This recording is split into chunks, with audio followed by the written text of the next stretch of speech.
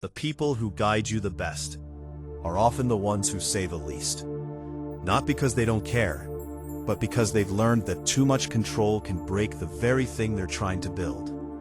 And no one embodies that quiet, disciplined form of mentorship more than Kakashi Hatake. A man known for his calm, his distance, his almost effortless skill. But underneath that composed exterior is someone shaped by loss, regret, and a deep understanding of what happens when guidance turns into control. Kakashi isn't the loud, inspirational type. He doesn't constantly push, praise, or interfere. In fact, to an untrained eye, it can look like he's detached, even indifferent. But that's where most people misunderstand him. Kakashi doesn't guide through dominance. He guides through space. He allows growth to happen, even when it's uncomfortable to watch. And that takes a different kind of strength. His philosophy was built through pain. Losing his father, watching his teammate fall, carrying the weight of missions that demanded emotional suppression. These experiences didn't just make Kakashi stronger, they made him cautious. Because he understands something most mentors ignore. You can't force someone to become who they're meant to be. The moment you try to control that process, you limit it. Look at how he trains Naruto Uzumaki, Sasuke Uchiha, and Sakura Haruno. He doesn't mold them into copies of himself. He doesn't impose a single path. Instead, he observes. He studies their strengths, their weaknesses, their emotional patterns, and then he steps back, not out of neglect, but out of respect for their individual journeys. That's the essence of Kakashi's mentorship, guiding without interference. He provides direction when necessary, but he doesn't suffocate growth with constant instruction. Because growth requires struggle, it requires mistakes, it requires moments where the student feels lost, unsure, even frustrated. And a mentor who removes all of that, removes the opportunity to evolve. But here's where it gets deeper. Kakashi's detachment isn't just a strategy.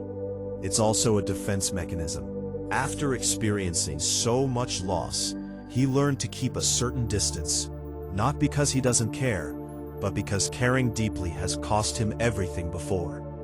This is where psychology comes in. Emotional detachment, in many cases, isn't the absence of feeling, it's the management of it.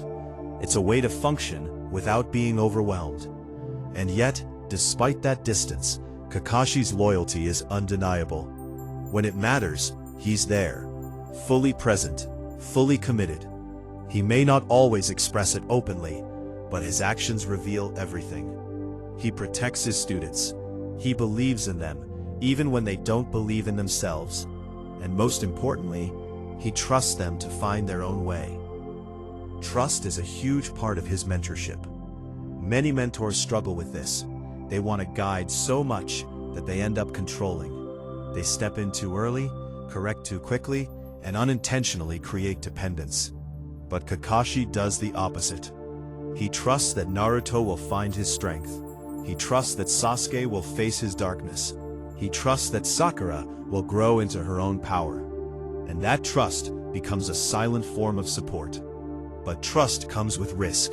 Because when you step back, you also accept that things might go wrong, that your students might fail, that they might make choices you don't agree with. Kakashi knows this.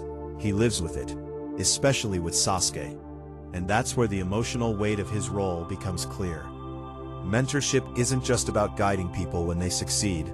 It's about watching them struggle, fall, and sometimes even walk away from everything you tried to teach them, and not being able to stop them. That's one of the hardest parts of leadership, knowing that you can't live someone else's journey for them. Kakashi's balance between involvement and detachment is what makes him exceptional. He knows when to step in and when to step back, when to teach and when to observe, when to protect and when to let them face reality. That balance isn't easy. It requires awareness, patience, and a deep understanding of human nature. There's also a lesson here about emotional control. Kakashi doesn't let his personal feelings dictate his actions. He processes them, manages them, and continues to operate with clarity. That's a level of discipline most people struggle to reach. Because emotions, when unchecked, can cloud judgment. They can lead to overreaction, to control, to decisions that come from fear instead of wisdom. And yet, Kakashi never becomes cold. That's the key difference. Detachment doesn't mean disconnection. He still cares. He still feels. He just doesn't allow those feelings to override his responsibility as a mentor. That's the balance. Feeling deeply, but acting wisely. In many ways, Kakashi represents a higher level of leadership. One that isn't based on authority or control, but on understanding and trust. He doesn't need to constantly assert himself. His presence alone carries weight. His silence teaches as much as his words. And if you look closely, you'll realize something powerful. Kakashi's greatest lessons aren't spoken. They're demonstrated. Through his actions, through his restraint, through the way he handles pressure, loss, and responsibility. Because at the end of the day, mentorship isn't about creating followers. It's about creating individuals who can stand on their own, who can think, decide, and act without needing constant guidance. And that's exactly what Kakashi does. So the next time you think about leadership, guidance, or even your own growth, remember this.